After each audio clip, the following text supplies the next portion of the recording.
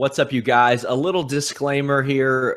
Myself and Rob had done a podcast earlier in the evening, and we ran into some streaming issues that I haven't been able to quite figure out yet. So I wanted to redo the intro of the show where we talked about NXT. Unfortunately, Rob isn't here to go over that with me again, but you can get his thoughts tomorrow night. I'll bring them up on tomorrow night's 10 p.m. edition, Thursday night.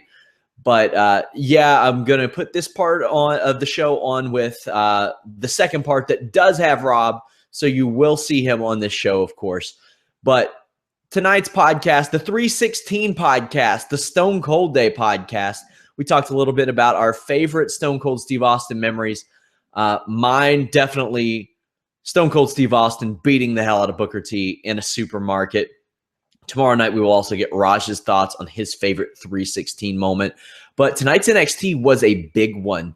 We had Shinsuke Nakamura, after all this time, finally appearing on WWE programming, albeit through a cell phone recorded video. Sami Zayn came out and said that he felt that he was worthy of another big match, even though he lost the #1 contendership match to Samoa Joe last week.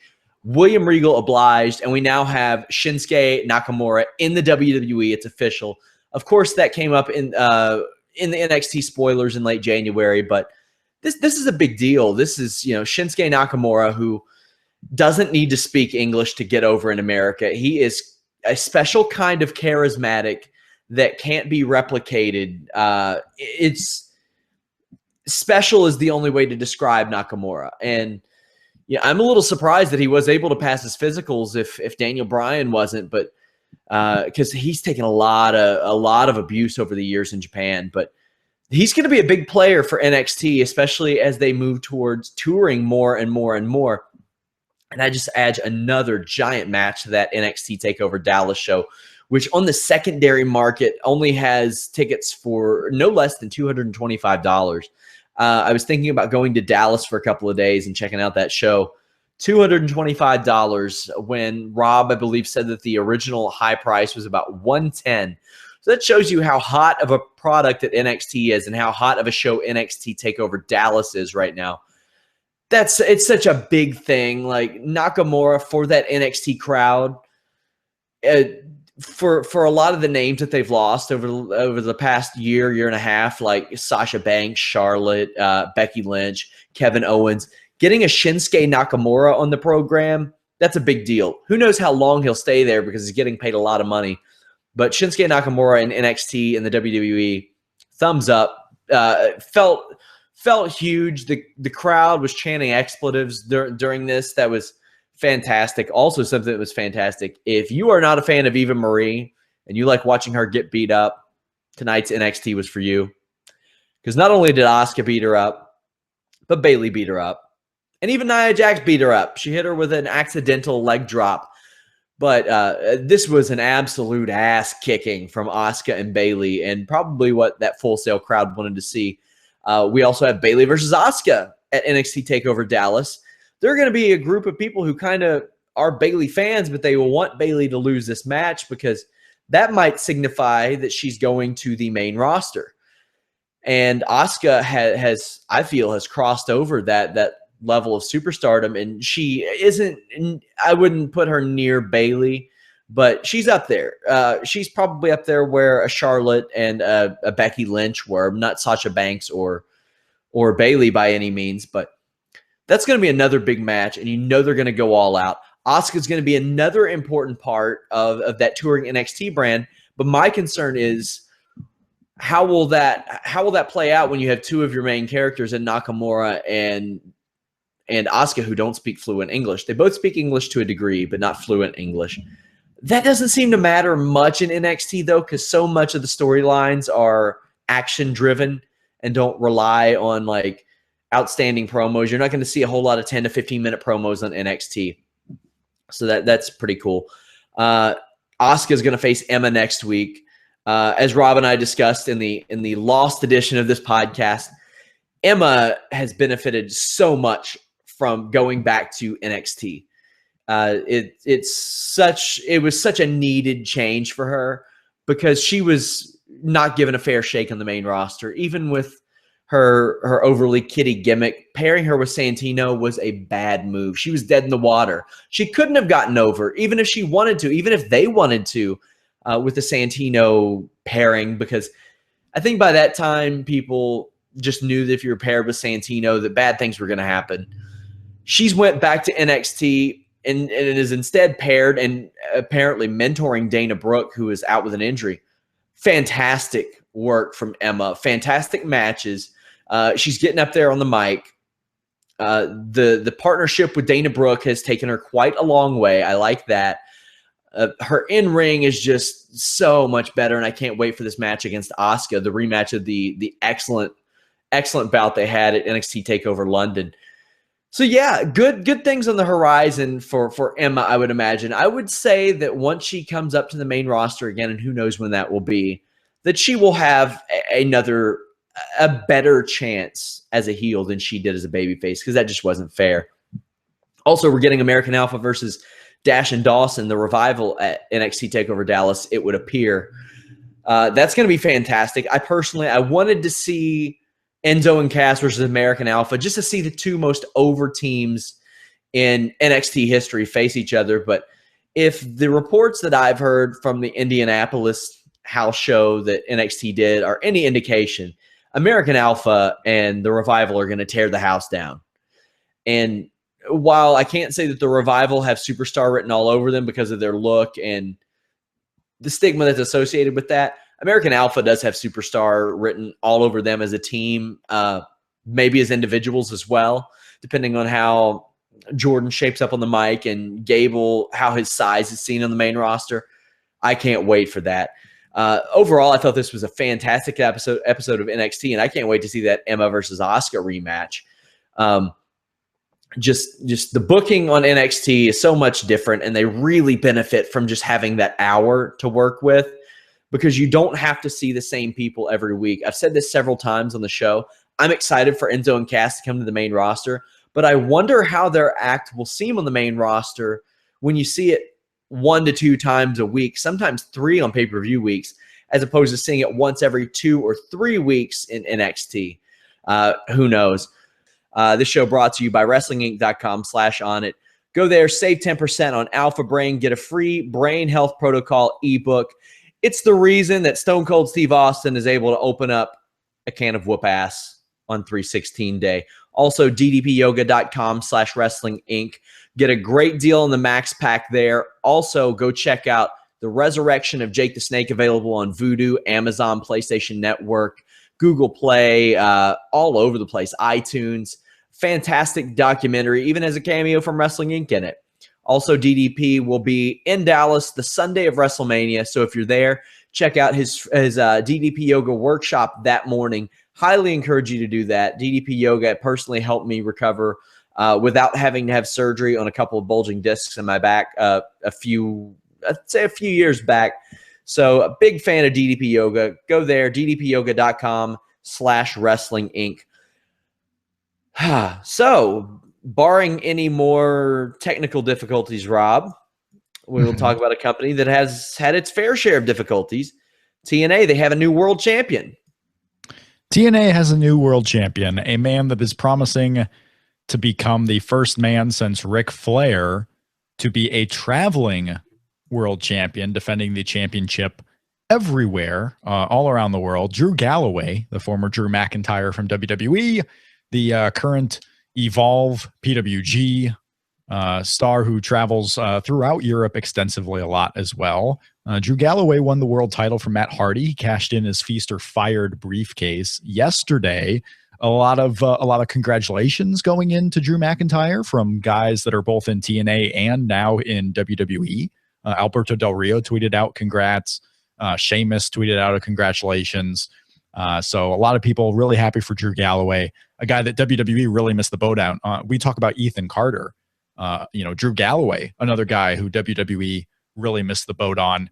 And if Drew Galloway is really intent on wrestling for a long period of time, which obviously it looks like he is, this isn't a guy who left WWE and then started to try and find something else to do.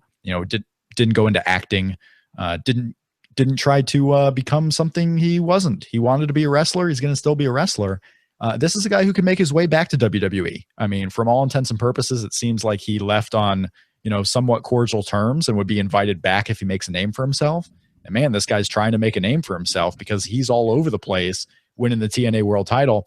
A lot of, on the other end, a lot of jokes. I don't know what you think about this, Shawn, but some people have joked because TNA does tape a lot of TV all in the same period of time. They have a lot of tapings this week in Orlando.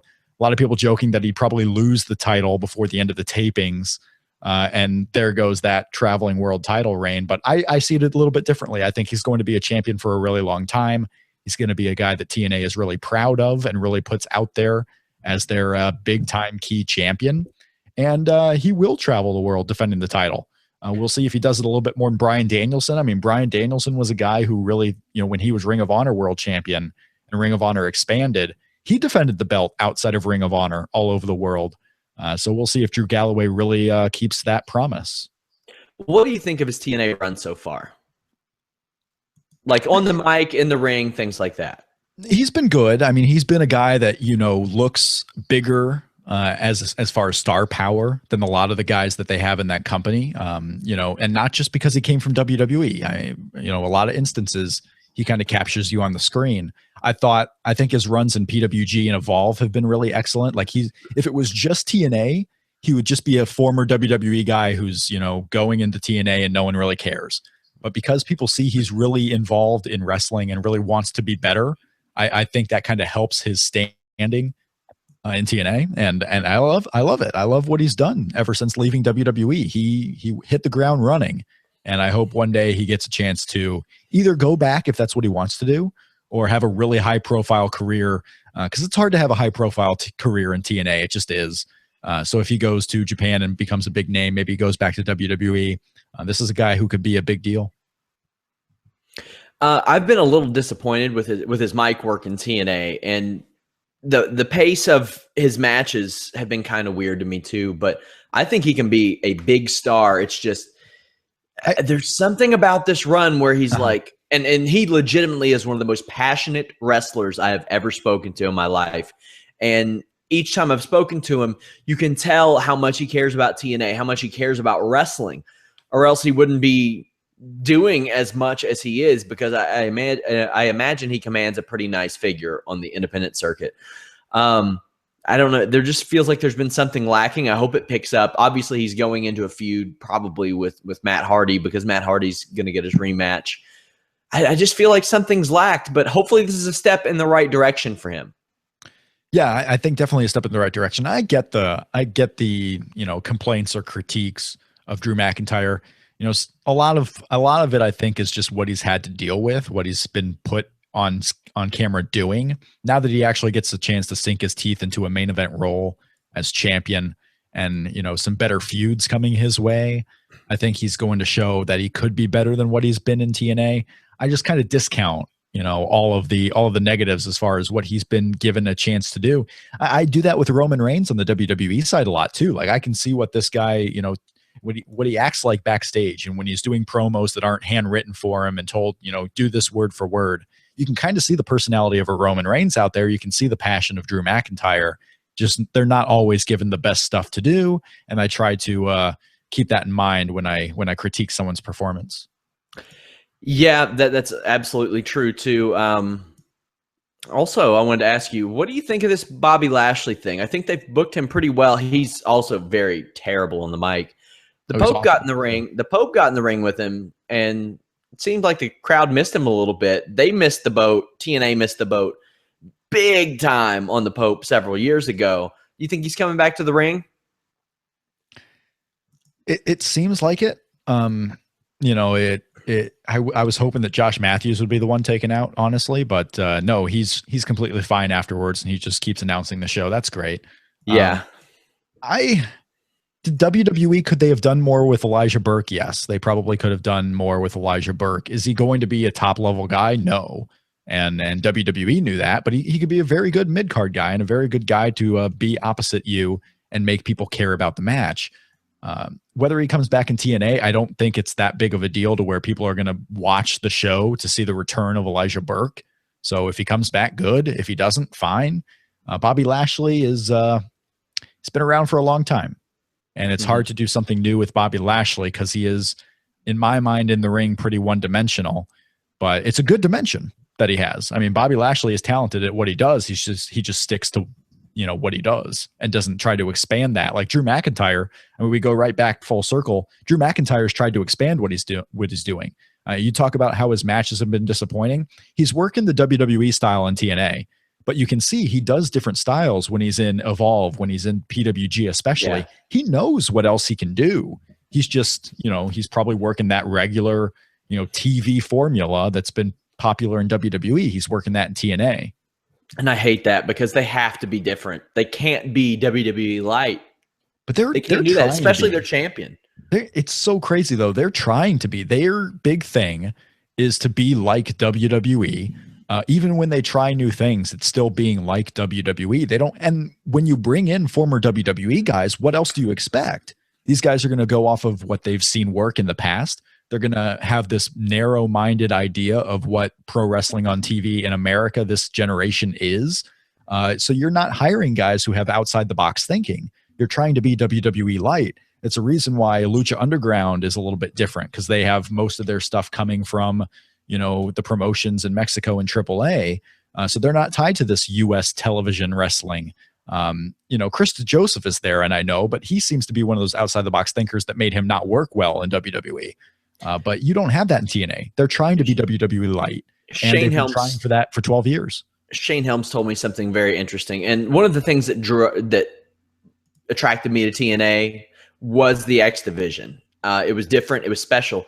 And he said, we all know that it was different and special, but it's not different and special anymore, especially when Seth Rollins was WWE champion and you see an X division style in every single match that he's in WWE. So they have to do something else.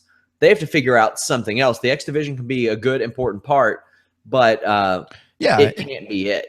It was different when on a main U.S. pro wrestling scale. It was different when Triple H, Randy Orton, Goldberg, and, you know, Batista, all these guys, JBL, John Cena, were at the top of the chain in WWE. You weren't getting matches like you're seeing with Daniel Bryan, Seth Rollins, Dolph Ziggler on a high level stage in WWE. So it was different back then. But yeah, now it's not quite that same thing. You're absolutely right. And you know, can they find something to be different again? And will it matter? Will being different matter now? Because if you want a difference, you have Lucha Underground. If you want a difference for much of the country, you have Ring of Honor that you can go see. There's a lot of stuff out there that's different now, and TNA hasn't really adapted. They did see a 38% jump to 307,000 viewers for this week's show. Last week's did 222,000 for Kurt Angle's Farewell. Still terrible numbers, horrible numbers. A third, or not even that. It's a quarter of what they were doing a few years ago when we were like, oh, they're stagnant. They're at 1.1, 1.2, around there. Well, at least they were there. Not anymore. That's a shame. There are a lot of good, talented people in that company, but management has drove it into the ground, and there's not really more we can say about that. Did you check out Lucha Underground? I did not get to see it, but I hear people raving about one of the matches on this show. I have it on the DVR. I just have not been able to see it yet. It was a damn good show. First off, my favorite team in the world, Evil, Son of Havoc, and Angelico, regained the Trios Championship. I love these guys. I think they're fantastic. They work together so well. And this has been a season that, with the exception of the first episode, hasn't been very story heavy. It's been very in ring, or you know, that's where the majority of the action has been in the ring. Not as many vignettes, and I understand that they have a production budget that they have to meet, but this was awesome because they are fantastic. They are stars on that show. Another thing, I don't give a damn about bull rope matches, and I don't care if that's Tejano's thing. I don't give a damn about bull rope matches. Why are they doing a bull rope match? Because they want to do a bull rope match. Stupid. I tell you, when Chris Jericho was feuding with JBL years and years ago, and they never, they never really realized the greatness of the bull rope match. I was hyped for a bull rope match. I'm not gonna lie. If you do it right, I can be hyped for a bull rope match. But in Lucha Underground, the closest I ever got The closest I ever got was being psyched for a Savio Vega, Steve Austin Caribbean strap match. Okay. Yeah. I like that. Yeah. Just shoehorn in some more Steve Austin references here on 316. Yeah. I wasn't shoehorning it. I was excited for that. Yeah. Oh, come on. What's your favorite Steve Austin moment? What is your favorite? It doesn't even have to be a match. Maybe it is a match. I don't know. Oh, the supermarket with Booker T, without a doubt. Yeah, okay. Absolutely. That's your favorite one. My favorite one is during the invasion when Steve Austin is at the friendly tap all night. Questioning, should he go Vince? Should he go WCW? What's going to happen? And he's there all night. Deborah's trying to talk to him. At the end of the show, he rushes back to the arena in his truck and just goes crazy, stunning everybody in the alliance. And JR is, screaming at the top of his lungs, by God, he's walking. The Texas Rattlesnake has returned to the WWF. And you just have Steve Austin stunning everyone like crazy.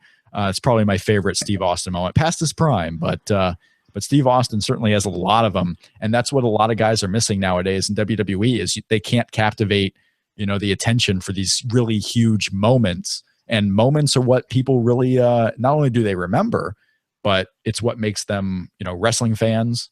It's what gives the fond memories to the casuals. It is what sparks, if you want to call it water cooler conversation, the next day to get more people involved. Like here we are to road to WrestleMania. What are the big moments that people are going to talk about to their casual friends? Like, oh, you got to watch WrestleMania because this moment happened. There's no moments.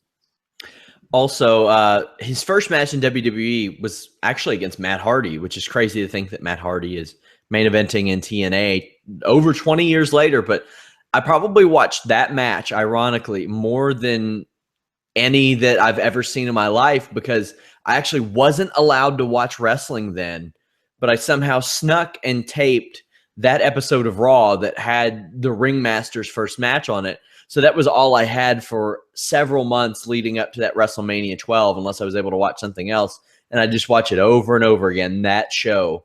And I think maybe one from a few weeks prior with like Marty Jannetty versus Sid or something like that.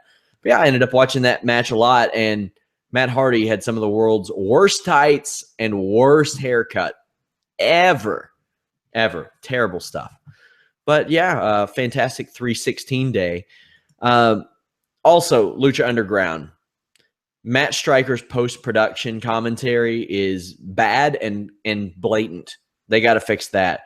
But what they don't have to fix is Mil Muertes versus Phoenix. I love this match. This was fantastic.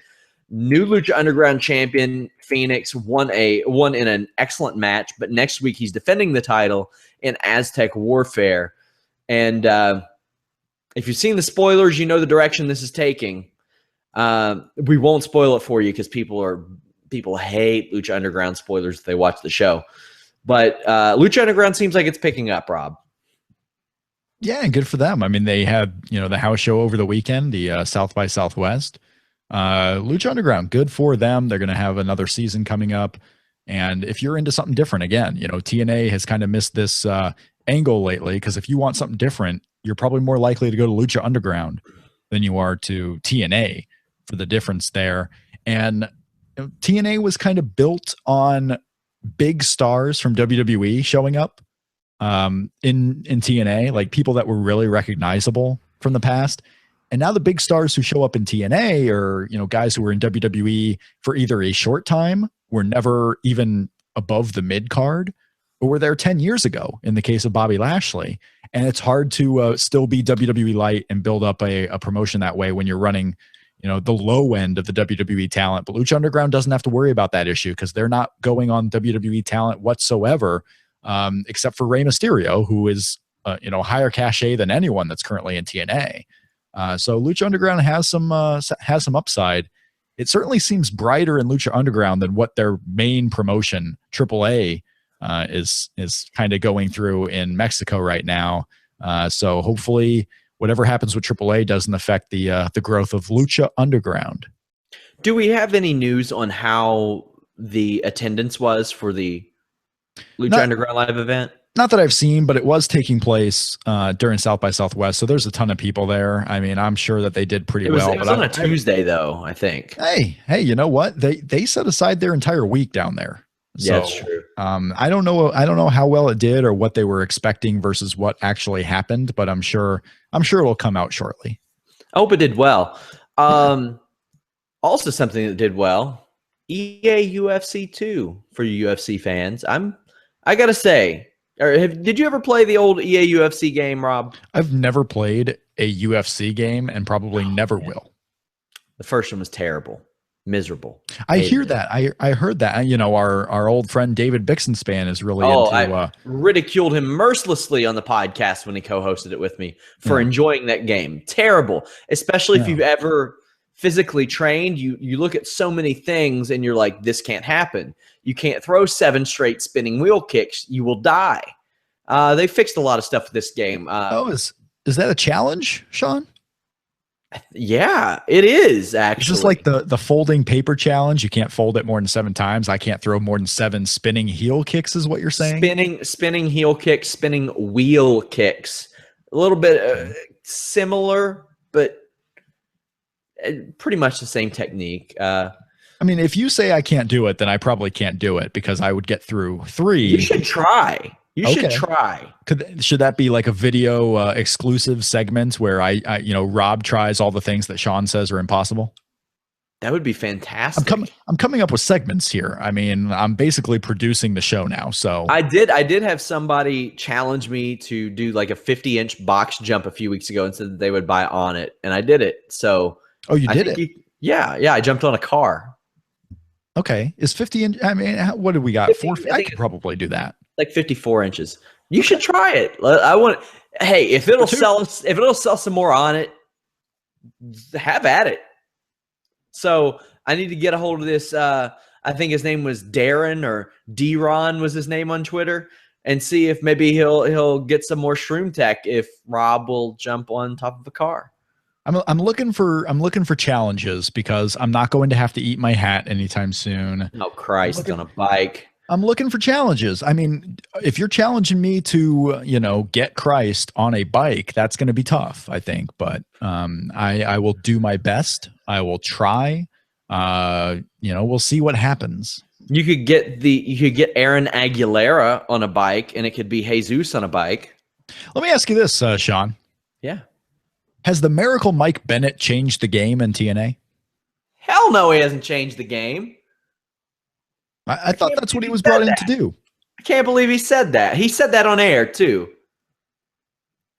Like nobody would notice. Like he could just say it and that people would be like, okay, you did that. No, you did. And it's a no fault of his own.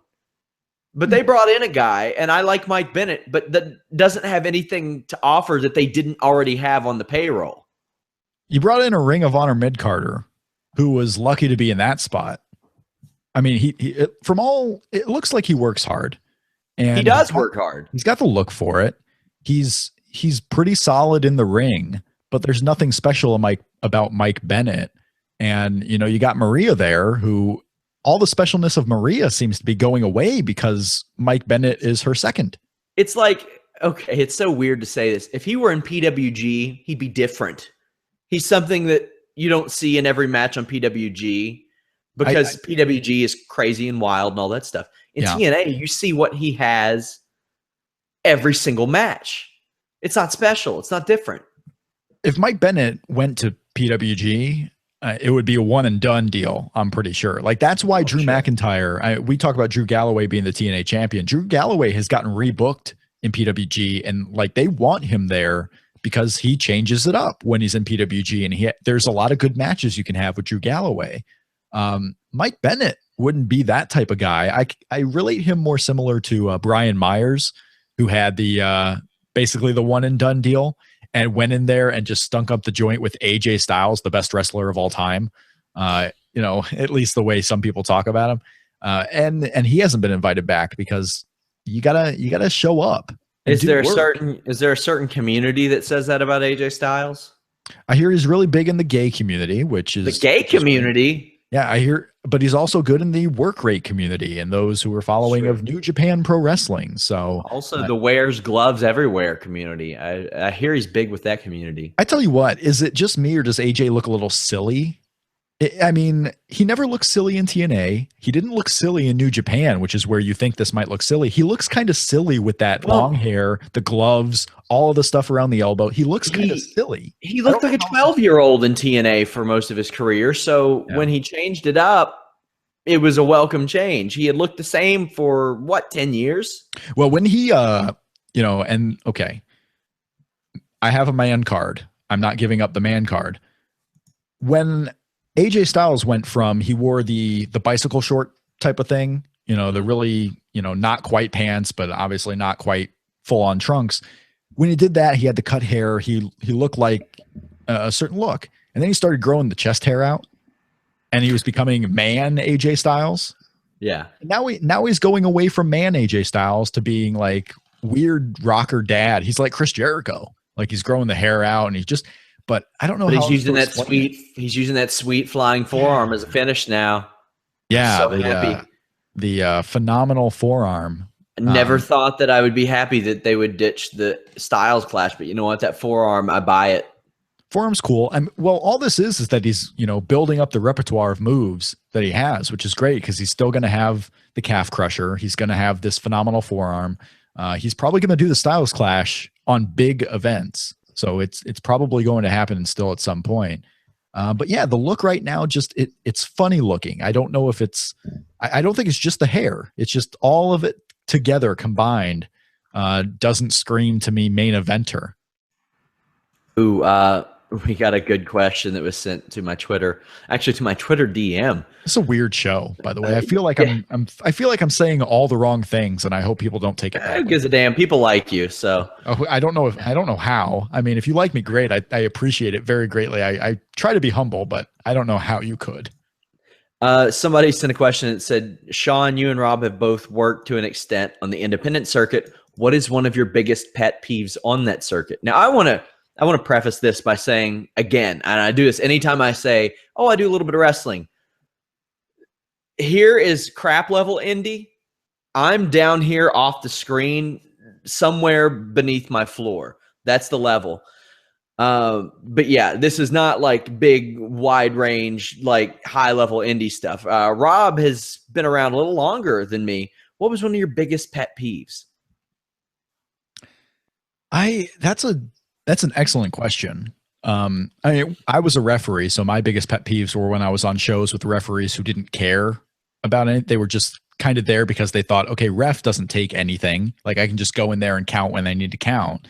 So I don't need to let the wrestlers know anything. I don't need to check on them and make sure they're not dead or anything. Right. So my biggest pet peeve was, refs who were in there not knowing what to do, you know, wearing jeans or, you know, there because they're a friend of the person promoting the show or a friend of one of the wrestlers on it.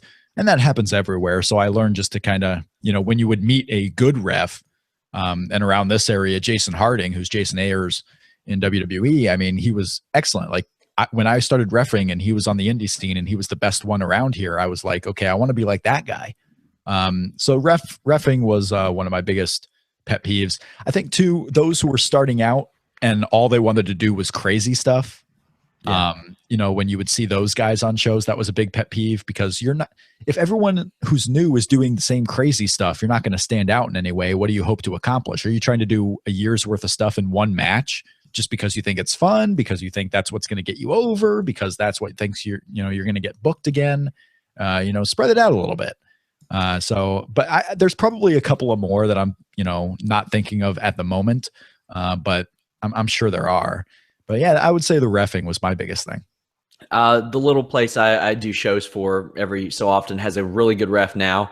But the first match I did, it was a guy in a baseball cap, and like he could tell he had never done it before, and he was horrible. He was reffing in the cap?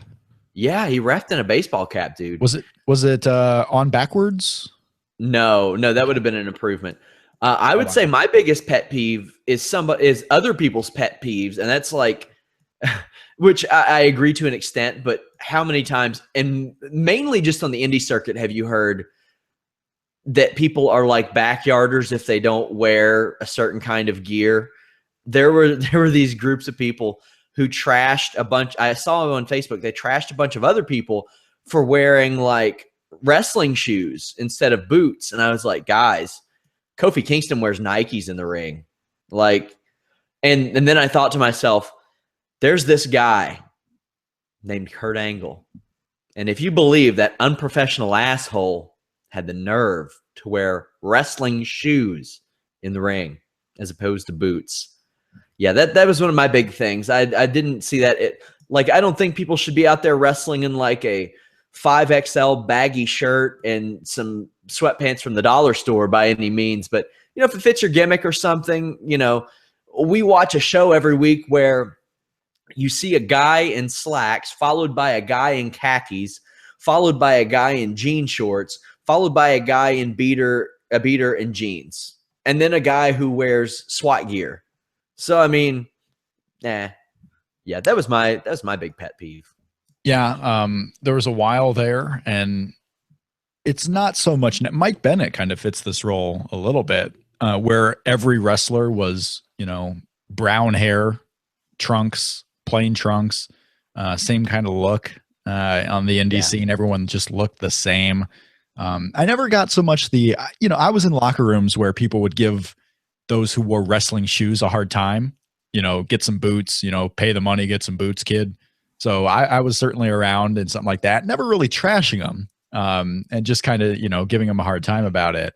I was lucky to work in a promotion where, you know, they obviously became bigger names once they graduated from IWA Mid-South, but even there, people took it seriously. So I never had to worry about too much of the gear or the backyarder stuff when I was there.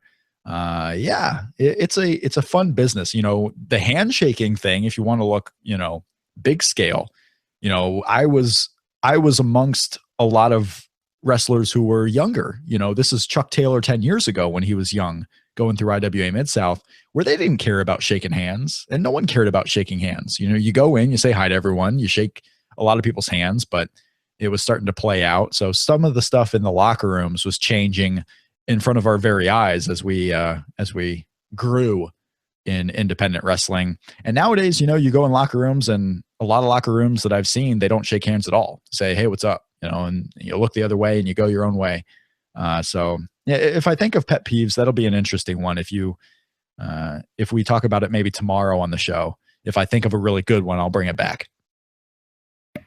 Indeed. Yeah, personally, I own boots and wrestling shoes, and if I had the choice, every time I'm wearing wrestling shoes, I get a lot more range of motion in those. I don't feel as restricted. I feel a little safer, and yeah, things like that. But guys, we will be back tomorrow night at Thursday, possibly with Raj. As you all know, Raj likes to get crunk late in the week. And this is no surprise. It's St. Patrick's Day, dude. We're not getting St. Patrick's Day. We're not getting. Oh man, do you think there's a big St. Patrick's celebration in Denver? Oh, we shouldn't even. Why are we on tomorrow? Let's go crazy. Well, you don't drink. I don't drink. You young whippersnappers. There are a lot of Catholics out here, though, and I know that they do. We have a school out here named St. Patrick's School, so I know that they're doing some big jamboree somewhere. Honestly, my hometown uses every excuse to get drunk. Really, anything. Like we have a barbecue festival, which, you know, people do in the afternoon, then they go get drunk at night. People use an asparagus festival as an excuse to get drunk in this town. So, you know, who knows? More power to them. But WrestlingInc.com/on-it, DDPYoga.com/WrestlingInc. Join us again tomorrow night at 10 p.m. Guys, we'll catch you later.